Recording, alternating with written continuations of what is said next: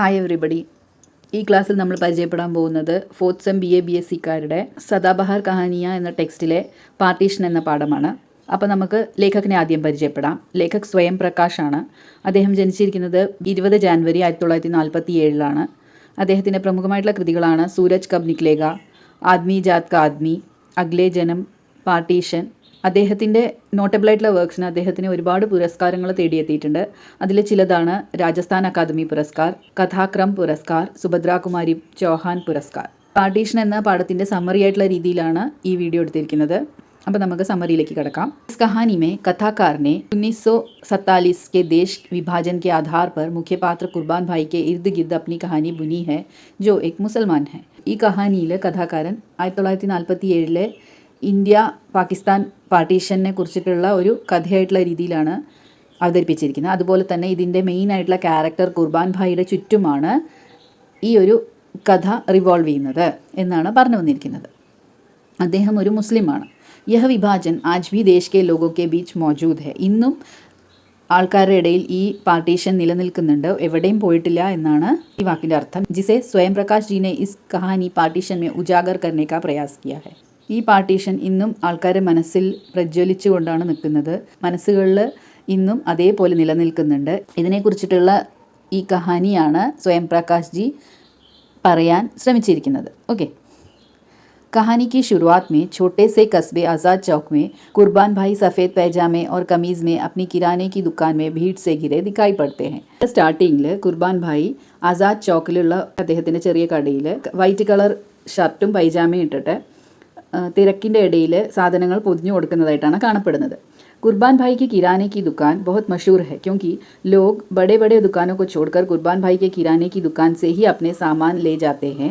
इससे ही उनकी ईमानदारी का पता चल जाता है. അതായത് വലിയ വലിയ കടകൾ കുർബാൻ ഭായിയുടെ അതേ കടകളുടെ ലൈനിലുണ്ടെങ്കിലും അതെല്ലാം വിട്ടിട്ടാണ് ആൾക്കാർ കുർബാൻ ഭായിയുടെ കിരാന ഷോപ്പിൽ വരുന്നത്, അതായത് പലചരക്ക് കടയിലേക്ക് വരുന്നത്.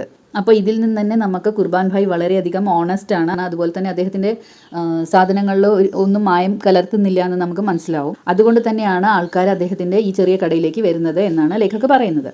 ഉൻകി ദുക്കാൻ മേ ലോഗോ കോ ഉധാർ കി സുവിധ ഭരോസ ഓർ ഈമാൻദാരി സെ സാമാൻ മിൽന ഇസ്കാ വിശ്വാസ് ഥാ. ആൾക്കാർക്ക് അദ്ദേഹത്തിൻ്റെ കടയിൽ നിന്ന് കടമായിട്ട് സാധനങ്ങൾ കൊടുക്കാറുണ്ട്. അതുപോലെ തന്നെ വിശ്വാസമാണ് ആൾക്കാർക്ക് അദ്ദേഹത്തിൻ്റെ സത്യസന്ധതയെ. അതുകൊണ്ടാണ് കടയിൽ നിന്ന് വാങ്ങിയിരിക്കുന്ന സാധനങ്ങളെല്ലാം നല്ലതായിരിക്കുമെന്ന ഒരു വിശ്വാസത്തിലാണ് ആൾക്കാർ അദ്ദേഹത്തിൻ്റെ കടയിലേക്ക് വരുന്നത് എന്ന് ലേഖക് പറയുന്നുണ്ട്. പാർട്ടീഷൻ ഹോനെ സെ പെഹലെ കുർബാൻ ഭായ് ബഡി ആലിഷാൻ തരീക്കെ സെ അപ്നി ജിന്ദഗി ജി രഹെ थे. പാർട്ടീഷൻ്റെ മുൻപ് കുർബാൻ ഭായ് വളരെയധികം പോഷായിട്ടുള്ള രീതിയിൽ ഒരു വലിയ കുടുംബത്തിലെ ധനികനായിട്ടുള്ള കുടുംബത്തിലാണ് ജീവിച്ചു വന്നിരുന്നത്. ആ സമയത്ത് അദ്ദേഹത്തിൻ്റെ അച്ഛന് വലിയ ബിസിനസ്സായിരുന്നു. വീട്ടിലാണെങ്കിലോ നിറയെ സർവൻസ് ഉണ്ടായിരുന്നു. അദ്ദേഹം അലിഗഡ് യൂണിവേഴ്സിറ്റിയിലാണ് പഠിച്ചുകൊണ്ടുണ്ടായിരുന്നത്. അപ്പോഴാണ് ഈ പാർട്ടീഷൻ സംഭവിക്കുന്നത്. പാർട്ടീഷൻ സമയത്തുണ്ടായ കലാപത്തിൽ അദ്ദേഹത്തിൻ്റെ കടയ്ക്ക് തീയിട്ടു.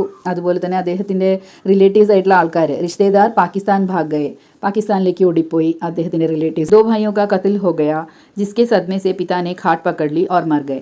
2 സഹോദരന്മാരെ കൊല ചെയ്യപ്പെടുകയും ആ ഒരു വിഷമം കാരണം കൊണ്ട് അദ്ദേഹത്തിൻ്റെ പിതാവിന് അസുഖം വരികയും അദ്ദേഹം മരണപ്പെടുകയാണ് ചെയ്തത്. कुर्बान भाई भी बहुत भटकते हुए भारत में ही रुकने का निर्णय ले लिया और ईमानदारी से कई काम किया. मजदूरी कारीगरी करने के बाद उन्होंने नमाजी मुसलमान से 50 रुपये उधार लेकर यह दुकान खोली. അതായത് പാർട്ടീഷൻ സമയത്ത് കുർബാൻ ഭായിയും അദ്ദേഹത്തിൻ്റെ വീടെല്ലാം വിട്ട് അദ്ദേഹത്തിൻ്റെ കുടുംബത്തിനോടൊപ്പം പല ദിക്കിലേക്കും പോയി. പിന്നീടാണ് കുർബാൻ ഭായ് ഇന്ത്യയിൽ തന്നെ താമസിക്കാം എന്നൊരു നിർണയത്തിലേക്ക് എത്തിയിരിക്കുന്നത്. അതിനുശേഷം അദ്ദേഹം സത്യസന്ധതയോടെ കൂടി ഒരുപാട് ജോലികൾ ചെയ്തു. കടയിൽ നിന്ന് സാധനങ്ങൾ പൊതിഞ്ഞു കൊടുത്തു. കൂലിപ്പണിക്കും പോയിട്ടൊക്കെയാണ് അദ്ദേഹം ഇവിടെ അദ്ദേഹത്തിൻ്റെ ജീവിതം മുന്നോട്ട് കൊണ്ടുപോയത്. അതിനുശേഷം ഒരു മുസൽമാനിൽ നിന്ന് 50 രൂപ കടം വാങ്ങിയിട്ടാണ് ഇങ്ങനത്തെ ഒരു കട തുടങ്ങിയിരിക്കുന്നത്. കുർബാൻ ഭായിക്ക് അച്ചായി കെ കാരൺ ഉൻകി അച്ഛെ ലോഗോ സെ ദോസ്തി ഹോ ഗയി. ധീരെ ധീരെ ദുക്കാൻ മേ പടേ ലിഖേ ലോഗ് ആനെ ലഗെ. കുർബാൻ ഭായ് വളരെയധികം നല്ലൊരു മനുഷ്യനായിരുന്നു. അദ്ദേഹത്തിൻ്റെ ആ പെരുമാറ്റം കാരണം കൊണ്ട് അദ്ദേഹത്തിൻ്റെ കടയിലേക്ക് നല്ല ശിക്ഷിതമായിട്ടുള്ള വർഗം, അതായത് നന്നായി പഠിച്ചവർ വരാൻ തുടങ്ങുകയും അദ്ദേഹം ഇവരുമായിട്ടുള്ള ഒരു ഫ്രണ്ട്ഷിപ്പ് സ്റ്റാർട്ട് ചെയ്യുകയാണ് ചെയ്തത്.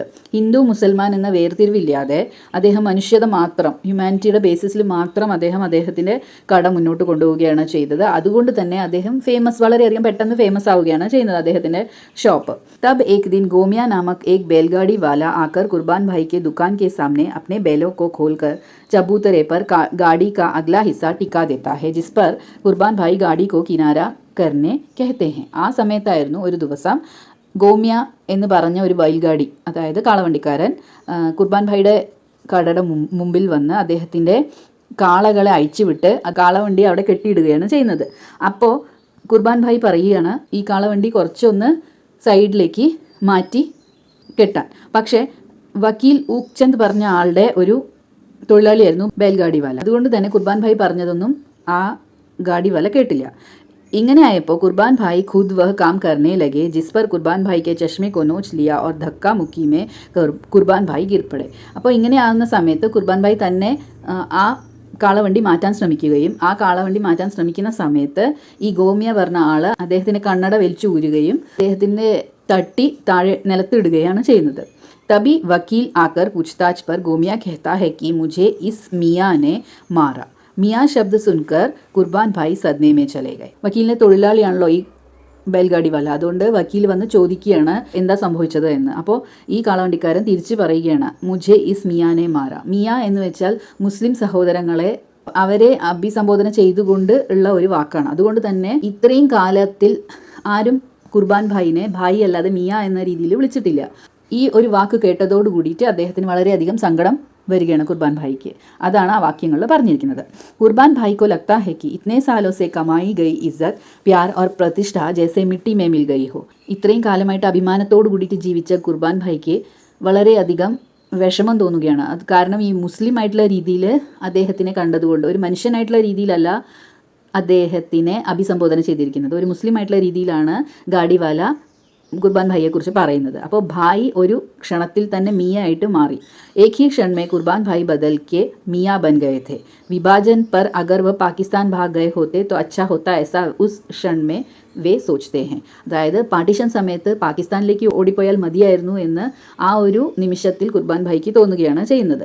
കസ്ബെ വാലോനെ ആക്കർ ഉൻഹെ സംഭാല ഓർ വക്കീൽ ഊക് ചന്ദ് ഗോമിയ കോ ലേക്കർ ചലേ ഗയേ. ആ സമയത്ത് ആ ജംഗ്ഷനിൽ ഉണ്ടായിരുന്ന ആൾക്കാർ വന്നിട്ട് കുർബാൻ ഭായിയെ എണീപ്പിക്കുകയും അദ്ദേഹത്തിന് വെള്ളം കൊടുക്കുകയൊക്കെ ചെയ്യുന്നുണ്ട്. അപ്പം തന്നെ ആ ഗോമിയനെ വിളിച്ചിട്ട് വക്കീൽ ഊക് ചന്ദ് പോവുകയാണ് ചെയ്യുന്നത്. എന്നിട്ട് ആ ജംഗ്ഷനിലുള്ള ആൾക്കാരെല്ലാം പോലീസ് കംപ്ലയിൻറ്റ് കൊടുക്കാൻ കുർബാൻ ഭായിയോട് പറയുകയും അദ്ദേഹം പോലീസ് കംപ്ലയിൻറ്റ് കൊടുക്കാനായിട്ട് പോലീസ് സ്റ്റേഷനിലേക്ക് പോകുന്ന സമയത്ത് അദ്ദേഹത്തിൻ്റെ എഴുതാനും വായിക്കാൻ അറിയുന്ന അദ്ദേഹത്തിൻ്റെ കൂട്ടുകാർ മാത്രമാണ് അദ്ദേഹം സ്റ്റേഷനിൽ പോകുന്ന സമയത്ത് അദ്ദേഹത്തിൻ്റെ ഒപ്പം ഉണ്ടാവുക. ബാക്കി എല്ലാവരും ഓരോരോ ഒഴിവ് പറഞ്ഞിട്ട് വഴിക്ക് തന്നെ മാറുകയാണ് ചെയ്യുന്നത്. अपने पढ़े लिखे दोस्तों के साथ कुर्बान भाई रपट लिखाने तो चले गए, लेकिन थानेदार थाने में नहीं थे और मुंशी ने रपट लिखवाने से साफ मना कर दिया. और यह सब वकील का किया धरा था. वह सत्ता पार्टी से ताल्लुक़ रखते थे.